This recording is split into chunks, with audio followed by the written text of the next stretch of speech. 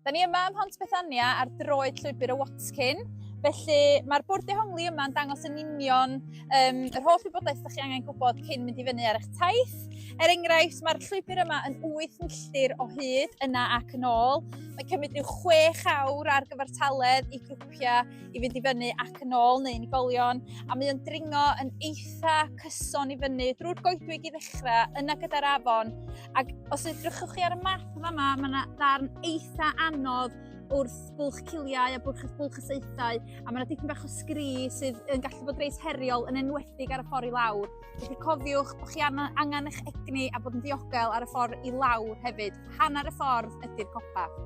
Mae'r maes parcio yma'n gallu bod yn eithriadol o brysur. Dydi o'm yn fawr iawn, felly cyrhaeddwch yn fuan, ac os y gallwch chi, peth gorau allwch chi wneud ydy cyrraedd ar y bws a defnyddio trafnidiaeth gyhoeddus. A mae'r S4 yn dŵad o Porthmadog. Felly mae yna ddigon o opsiynau parcio'n fanno a fedrwch chi gael y bus i fama sydd yn lot llai o hassle. A cofiwch cyn i chi fynd ar y llwybr, gnewch mwyaf o'r toiledau a'r ffynon ddŵr hefyd i lenwi'ch botel ddŵr ail ddefnyddio.